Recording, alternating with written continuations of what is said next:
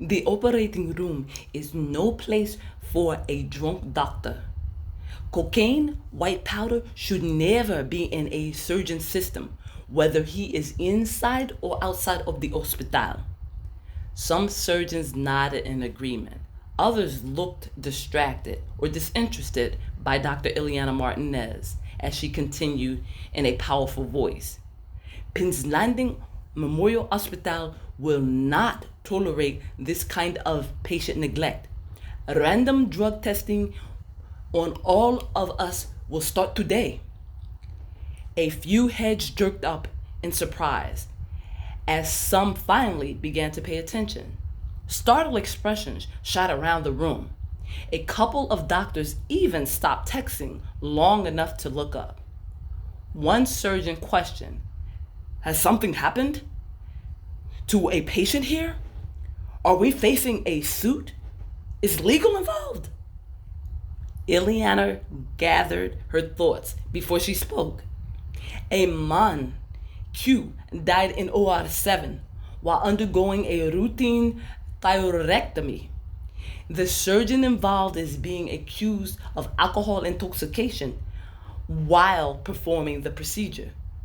Someone on that surgical team reported his actions to the hospital medical board. The family is ordering an independent autopsy. "Who's the surgeon?" another person demanded. "That is confidential information," said Dr. Ileana Martinez. "The family has also allegedly been told by one of our staff members that the patient died by no accident." This is when the family lawyer began to get involved and contact our legal department. She continued, "We are facing a malpractice suit, but this problem is bigger than one reported case. We are seeing more and more botched operations at PLMH because of on-the-job drinking." Dr. Bartonelli spoke up in an angry voice. "Why punish me for what some other idiot does? Just fire the guilty bastard that did this and move on." "It is not that simple," said Ileana Martinez. "We cannot lose another patient because of a physician's neglect behavior. There are a lot of functioning alcoholics in this hospital. We will not fire them unless they refuse our help. This institution fights for the rights of both the patient and the employee." "That's ridiculous," a generalist declared. "We doctors should know better. We don't deserve slack. We shouldn't get a second chance." "That is your opinion," stated the pulmonary surgeon. "But for those of you who are struggling with alcohol or drug addiction, the hospital is offering help.